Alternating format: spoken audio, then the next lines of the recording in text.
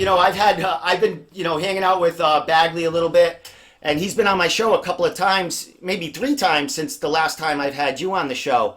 And a lot of stuff's happened between then. He's won a fight, lost a fight, won another fight, and you're coming off two wins in a row, and now you get an opportunity to face Mr. Bagley at Cage Titans 46. How you feeling about that opportunity? Dude, I'm feeling great. I've been grinding all year. I lost the title fight last October, and I knew I'd be back in this spot by the end of 2019. Here we are. We're going to close out the year with the Cage Titans title going around my waist. Excellent. Now, I know you've been, watching Jake, because depending on who came out of that last fight with their hands up, between Jake and I forgot I forgot his name. Aziz, I'm sorry. Aziz. I apologize, Aziz. We knew you were gonna. Hey, you don't want to piss that kid off. No, he's an absolute savage. Christ. Yes, he is. I mean, he's a grinder, man. You guys, they were close fights, both fights. You know what I mean? Him and yours and Jake's. Oh yeah, man. That fight with Jake Bagley was unbelievable. I was cage side watching it with my dad. Actually, he looked at me and he was in utter shock at how tough both guys were. Well, you're getting this, you're kind of getting a little farther in the Army game here. You got a few fights between you now. You guys have been in title fights. Jake just lost the title fight when he went to fight for Ammo. So you guys all had the taste of like kind of a big time fight. So, this is exciting to have like a mini flyweight kind of. Well, it started as kind of a tournament, and now we're at the final fight. Oh yeah, it's awesome, man. I think the division's really developed in the last year. Mitch kind of cleaned out the division. I had 2 losses to him. He beat everybody that there was to fight, basically. So when he went pro, the division was wide open, and it was my time to step in and take over. Yeah, you actually fought Mitch twice, and that's your only losses out of 3 and 2? Yep. Okay. So wait, now would you take out of them 2 losses with Mitch? Because as you know, he's pro right now, and big high hopes for him doing big things. He's a prospect to be in the UFC sometime in 2020. What did you take out of the fights with that kid? My first fight with him, the one thing I took out of there is I belonged in the cage. That was my first fight.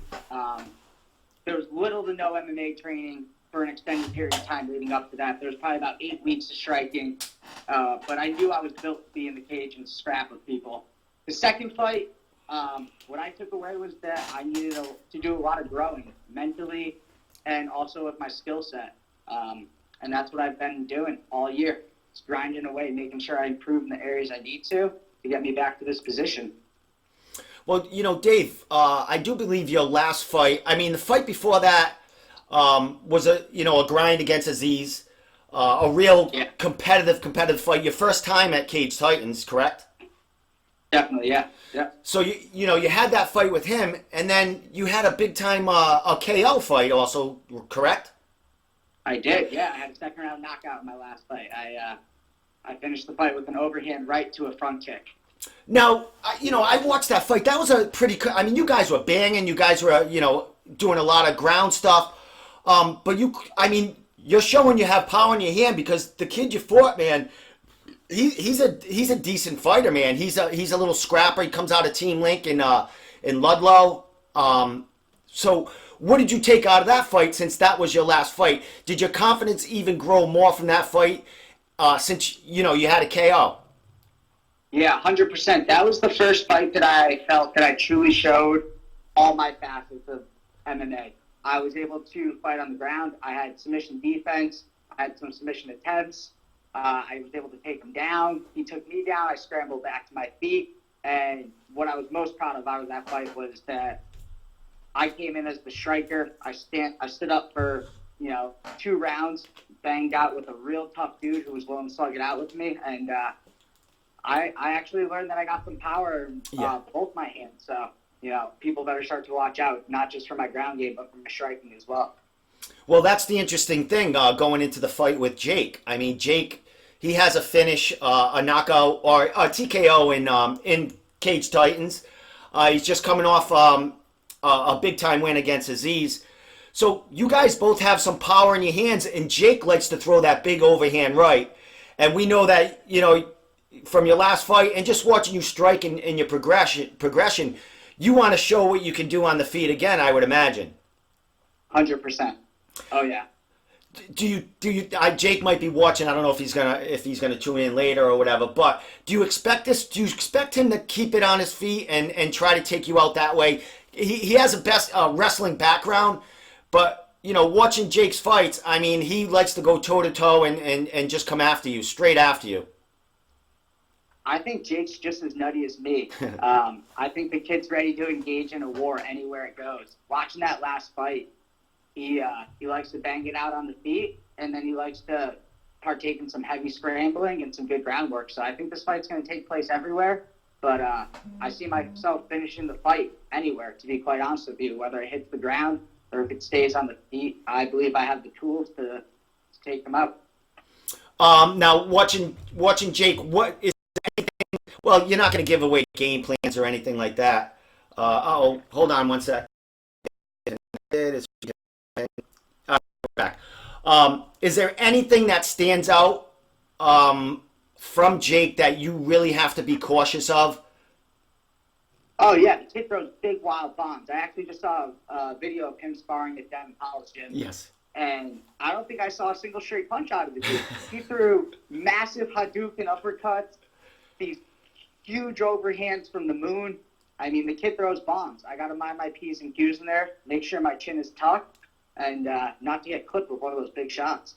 Yeah, he was sparring with Zach Richard, who's I think 145 pounder. That kid's fighting. I think he's fighting for actually the lightweight title for Neff in another month or so. Yeah, he's training with some legit kids in there. As far as who you're training with, I mean, we know you're an Underdog and Ascension. How big is that camp getting you ready for this title fight? And they must be excited, Dave, for you to get the shot, and for them, Underdog has a bunch of killers out there, a lot of champions coming out of that gym. They must be excited for this opportunity of yours, and to actually them to be able to come back to Cage Titans, you know what I mean, and watch you work there. Yeah, man, I'm really lucky right now. I got a couple teammates going through camp. One fight or one contract's already been announced. A good friend and training partner, Jesse Mealy's going to be fighting for Bellator coming up soon. And there's another one that's going to be announced shortly. That's a really awesome fight. I don't think the promotion's announced it yet, so I can't spill any beans for you. But let me tell you, that other fight is fireworks. I got a few guys going through camp right now with me that we're all carrying each other, and the energy in the room's been unbelievable. I gotta get some beans. I mean, I don't want. Is it a national organization promotion, or is it a regional? It's a national organization. Let me just put it this way. My boy, the unspoken person, is going to be smashing some hamburglers. Okay. Yeah. All right. I don't know. I'm not exactly sure who your boy is, but I know who the Hamburglar is. And he just announced his fight for Bellator. He said he didn't have an opponent yet, but I'll be bugging him. That's for sure. Yeah, all respect to him. I'm not talking shit. He seems like a great dude. He actually faced a good friend of mine in a combat jiu-jitsu match not that long ago. So props to him. But when he steps in the cage with my boy, he's going to be in trouble. Yeah, you know what? Jake actually fought one of your cross-training partners. He did. Russell, right? Nate Russell is a very good friend of mine, and he's been in camp with me this whole time. Me and Nate are training together. We're working together a couple times a week, and he's been a huge help in this camp so far. Yeah, I would imagine, because he fought Jake was he the champion? Yep. Russell was already. It was vacant. It was vacant. It was vacant because Mitch had beat me in October for the title, and then Mitch went pro, so the title was vacant. And there was there was some talk of me possibly fighting for the title, but I didn't feel like I really deserved it. Felt like I had some work to do to get back to a title shot. I was 1-1 when I had my first title shot. Yeah. Nate Russell was, I believe, 4-1.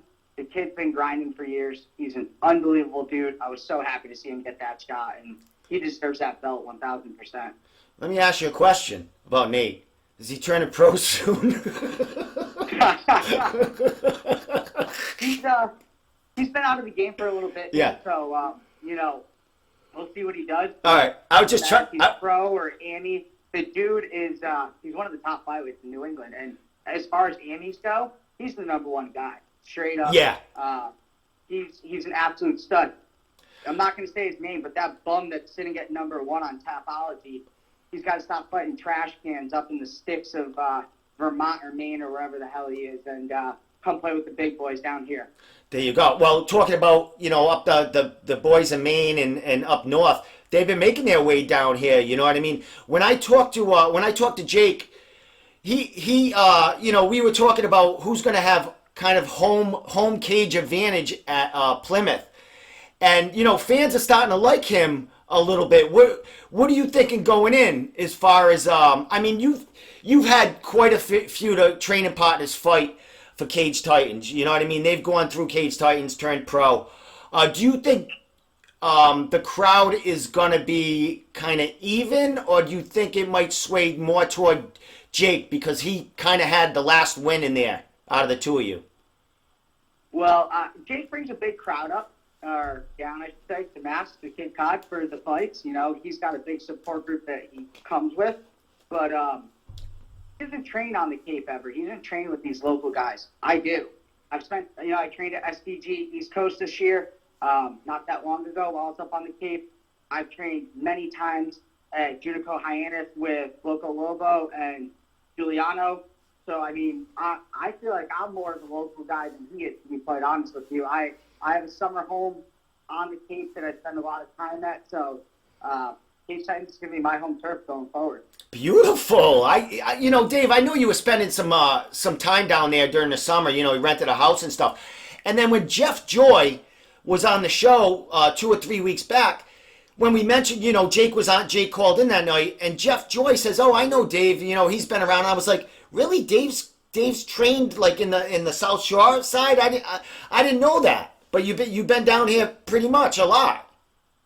Yeah, so my family owns a home in South Dennis on the Cape, and since I was a little kid, man, I've been spending time on the Cape, and since I've been training martial arts, I've been going to Junico Hyannis, and then actually became friends with my boy Arthur, who was the former 135-pound champ. Yeah.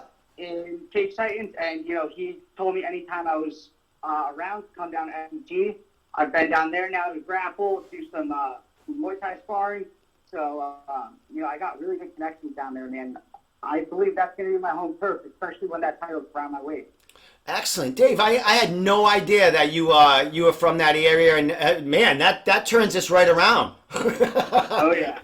And we'll be bringing up a solid group from Connecticut as well. So, between the people I'm training with up there and then the road warriors that are going to be coming up with me, we'll have a loud crowd, that's for sure.